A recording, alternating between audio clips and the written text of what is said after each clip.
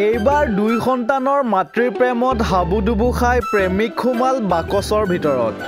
চাপৰৰ ফলিমাৰীৰ বৰ্মনপাৰাত সংঘটিত হৈছে এই আজব প্ৰেমৰ গজব কাহিনী। স্বামী কৰ্মসূত্ৰে থাকে বহিৰাজ্যত।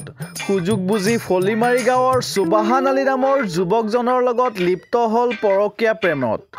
পিছে দিন বেয়া আছিল প্ৰেমিক প্ৰেমিকাৰ। কথাতেই কয় নহয়, 100 গৰু মাৰাৰ পিছত বাঘৰো মৰণ।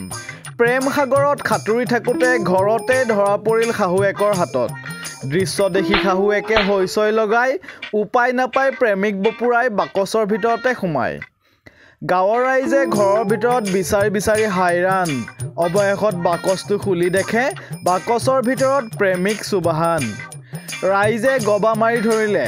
আৰম্ভ হ'ল প্ৰেমিক আৰু ৰাইজৰ মাজত কাবাডী খেল। কোনোমতে ৰাইজে ৰছীৰে মেৰিয়াই প্ৰেমিক সুবাহানক বান্ধি থলে ঘৰৰ খুঁটাত। এইখিনিতে আৰম্ভ হ'ল আকৌ এটা টুইষ্ট। আৰক্ষীক খবৰ নিদিয়াকৈ গাঁৱৰ একাংশ দালালে ঘটনাটো গাপ দিয়াৰ চেষ্টা কৰে। কিন্তু গোটেই ঘটনা মোবাইলে ভাইৰেল হৈ পৰে। বহুদিনৰ পৰা এই ঘটনা চলি থকাৰ কথা শাহুৱেকে বোৱাৰীগৰাকীৰ পিতৃ মাতৃক অৱগত কৰাইছিল যদিও তেওঁলোকে হেনো কথাষাৰ বিশ্বাস কৰা নাছিল। বিশেষ সূত্ৰে জানিব পৰা মতে জনৈক মহাবীৰ মজিদ আলী কাদেৰ আৰু ৰঞ্জিত নামৰ ব্যক্তিকেইজনে মোটা অংকৰ বিনিময়ত উক্ত ঘটনাটো গাপ দিয়াৰ চেষ্টা কৰে।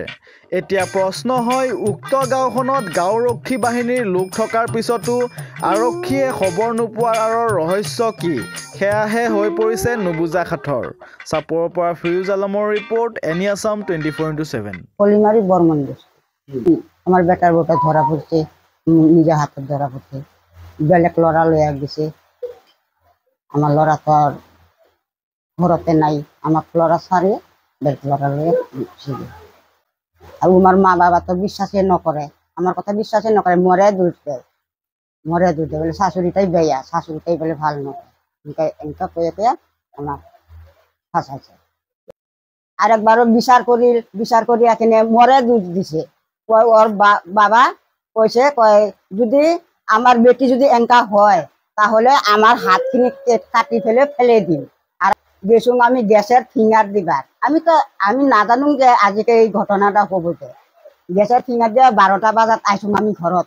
তারপর 1টা বাজাত ওই আমার গুরুর ঘরতে কৈছে যে তুই প্রসাদখিনি খেয়ে যা। আমি মা আমি না খাং, পিছত খাং আর কি, বউটা ঘর স্কুলের পর আহিলে পিছত খাং আর কি। আমি তাৰপিছত আহিয়া দেখুন এনেকা ঘটনা। ঘরতে এইখিনি দরজাটা এইখিনি আছে, প্রচুর গল্প করে আছে। মদের বোতলও আছে ওতে। আপাটা খবর দিছে, আপাটা খবর দিয়ে কিনি মদের বোতল আনছে। আর আমার নাইতাটা, ডাঙার নাইতাটা, ওইটা কি করছে, কয় যাত চান আনবি, কয় বেটাটা কইছে, কয় কিও চান আনিম, কি করবি, দারু খাবি? কয় না খাং। কয় হয় খাবি, এই তো নাইতা এইটি আপাটা। আমি ধরছুম, মানুষ ডাকাই আনছুম, ডাকাই আনি ফেলে ঘরের দুয়ারও কয় শর্ত তোর ঘরত মানুষ সামাইছি। কয় না সামাই, কয় নাই মানুষ। কয় বারবার একটা কায়দা পাইছ দুষাদুষি করিয়া।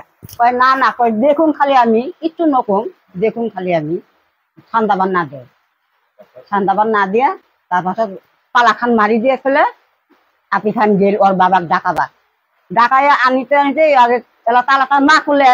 পাছতে এই মাতবর আহি ফেলে তালাটা খুলি দিছে, কয় তালা খুল, ঘরতে আমি ঢুকি। আপিটা গেছে বাবাক ফোন করিবা গেছে, রাস্তা থেকে ফোন করে দিছে যে ঘরত ডাঙার বাক্স আছে, ডাঙার বাক্সের ভিতৰত তুই সন্ধ্যা তুই চাৰিওফালে মানসি গিয়াও দিয়া ফেলাইছে।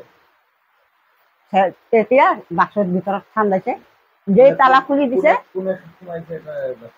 ওই যে লড়াটা আমার বুয়ারির লগত ভাল পাইছি, ওই ঠান্দাইছে বাক্সের ভিতরে।